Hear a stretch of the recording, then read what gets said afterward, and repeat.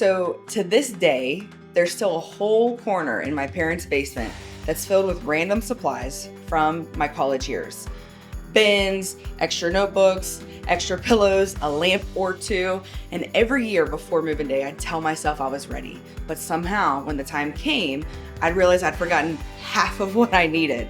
I knew moving day was coming, but I wasn't really prepared for it. That's what came to mind when I read Exodus 12.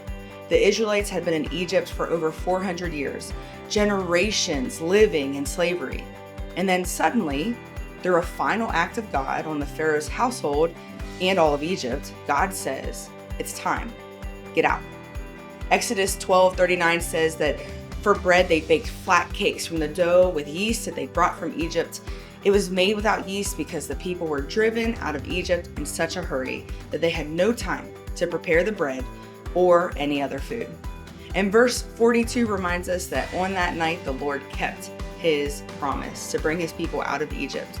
So this night belongs to him and must be remembered for generations. You know, they had waited for this moment. They had prayed for it, cried for it. And when it came, it happened fast.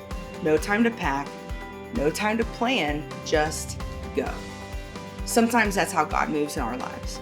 We wait and we wait, wondering when he'll come through. And then suddenly he opens a door and says, it's time. The question is, are we ready? What promise has God made to you? Maybe it's something personal or something from scripture that you've been holding on to. Maybe you already see him setting things in motion, slowly but surely. Like me before college, I had the letter of acceptance, the dorm assignment, the class schedule, but somehow I still wasn't ready when the day came. Spiritually speaking, are you prepared for the next thing that God has for you?